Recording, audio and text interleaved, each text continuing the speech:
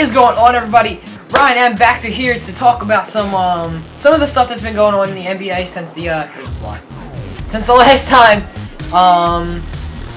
we talked about the D'Angelo Russell trade, the Paul George trade, all that different kind of stuff.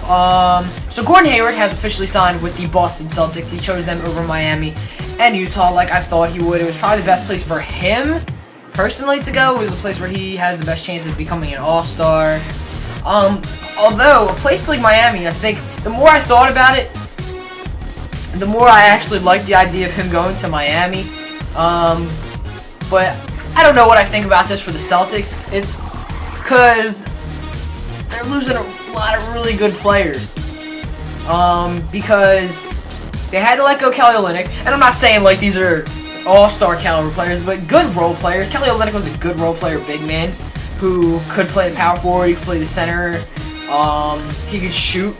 So you don't get a lot of big men who can shoot that are consistent. And he had some big games for them during the playoffs.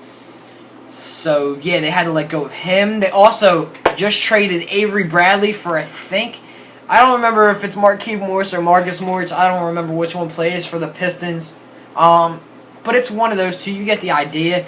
They traded Avery Bradley to the Pistons, which, I mean, I get it. Avery Bradley's going to get paid next year, but you could get more if you would have packaged together. See, this is why they should have just made that Jimmy Butler trade. Jimmy Butler, again, is better than Gordon Hayward for like, in all seriousness. Jimmy Butler gives you defense, especially if you're putting at the shooting guard position.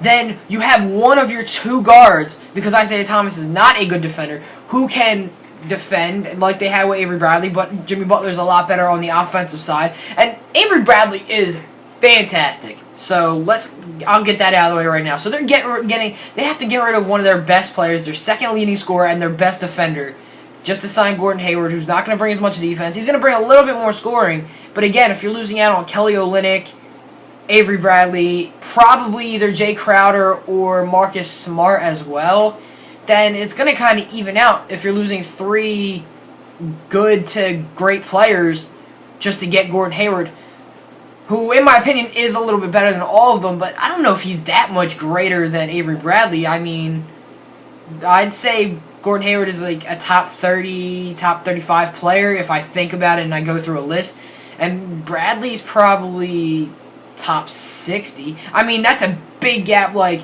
in the grand scheme of things, but you're also giving up other players who are decent as well, and you're restricting yourself. In my opinion, the thing that Danny Ainge has done so far, as of late, like, I'm talking the last couple of years, like, instead of making all these moves, Al Horford, I would have never signed Al Horford to that contract. They are restricted by this contract that they've signed Al Horford to now, and it really sucks for them, because I guess they're going to trade away a lot more of their, like, players. But in my opinion, if you package together Avery Bradley and a future first, maybe throw in one of your younger I don't even know who you'd have to throw in there.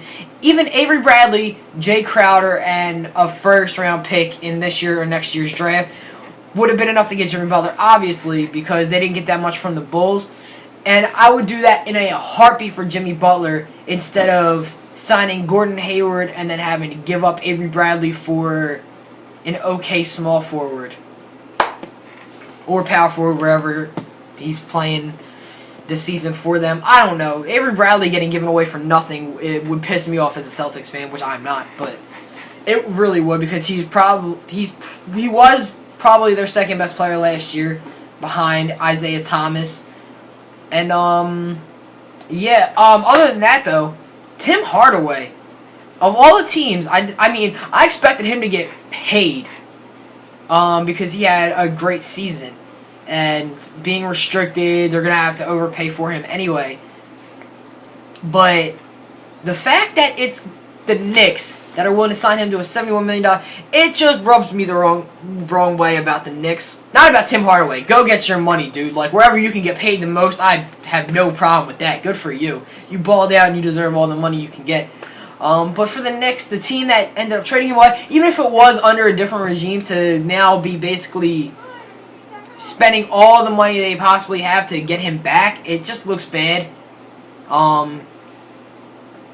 Yeah. And I guess, I don't even remember what other, and they're already paying Courtney Lee. I'm pretty sure. I don't think his contract's up. And they're stuck with the Melo thing. So if you're paying Melo all this money that you clearly don't want to pay him, and even if you buy him out, you're still going to have to pay him a large chunk of money over the next couple of seasons. Then you got Tim. Then you're going to add Tim Hardaway for, I don't know, it's like $71 million over the next 4 years. So I don't know what that actually rounds out to. But it's a good chunk of money. You've also got Porzingis, who's eventually going to have to get paid. I don't think it's this season. I think it might be 2 years from now. But even then, Tim Hardaway will still be under contract. God knows how. I don't even know how much longer Melo has on this friggin' deal. They're paying Joakim Noah still. Like, it just looks bad. If I was the Knicks, I would stay with. Even though Tim Hardaway is a young player, he's a young guard who will bring in some help. I would sign cheaper players. I mean, if you wanted, I would sign some cheap young players who might be able to have a breakout season, and then some veterans if you have to, but not under long contracts. Instead of doing what they're doing, because I would be committing to Frank Ntilikina, Kristaps, and hope that we draft well over the next couple seasons while we get the whole thing sorted out with Melo. Because for like 2 of these years, they're still going to have to be paying Melo. It's not like they're going to get any greater with Tim Hardaway. Like, I mean, I don't know. This is personally my opinion. If I was them, if I was New York, I'd just accept a tank job for the next couple seasons and maybe get a Michael Porter Jr. in next year's draft. Somebody like that, maybe not that exact player. And then the next year, like, you could grab, off the top of my head, I can think of like a Kostas Antetokounmpo or a, I don't know why some of these guys are like blanking me right now, but Sharif O'Neal will be coming out as well. Like, over the next couple of seasons, there's going to be some great talent. So instead of signing big guys, why don't you like see if you can move what pieces you feel like you can move? Because in my opinion, as a Knick, all I can think of are 2 guys that I wouldn't want to trade right now: Frank Ntilikina, who we haven't seen play yet, and Kristaps Porzingis, who is untouchable in my view. Everybody else, Courtney Lee, try and trade him with everything you got.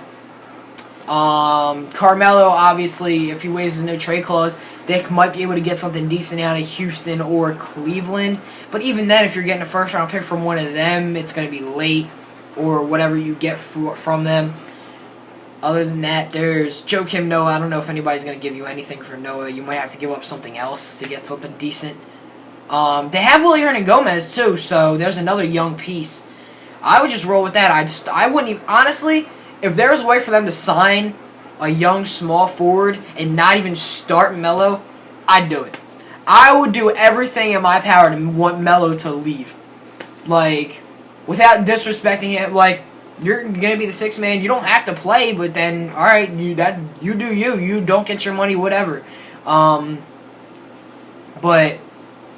that's just, I don't know. If there was any way for them to do something like that, that's what I do. Other than that, Golden State signed Nick Young. They signed Omri Caspi, so they're just getting better somehow. The Cavs haven't made any moves to get better. They signed Jose Calderon. Stop it. Stop it. While the Warriors have actually added pieces that will help them off the bench. Although they don't have a big man. They didn't re-sign Zaza or JaVale McGee yet. So it's going to be interesting to see what they do with that. Rudy Gay going to the Spurs was interesting. I want to see how that works out before I make too many comments on it, because it's going to be because he's going to be out for a good chunk of the season anyway, because he hurt his Achilles last year. Other than that, let me know any final thoughts that you guys have on what's been going on in the NBA free agency so far. Glad to see a guy like Dion Waiters get paid after the huge season he had, staying in Miami.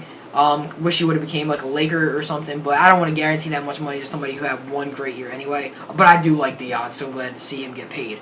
One last thing. Lakers, if you could please just sign like a Nerlens Noel, that would be fantastic for a franchise. I get it, Brook Lopez is here for like a year. Whatever. Imagine pick and rolls with Lonzo Ball and Nerlens Noel. Ugh, that would be amazing. Just think about it. Just saying. Alright. Thanks everybody so much for watching. If you enjoyed, make sure you absolutely wreck that like and subscribe button. we're on our grind to 100 subscribers, and I hope you guys can join me on it. See you guys next time. Have a good day, everybody.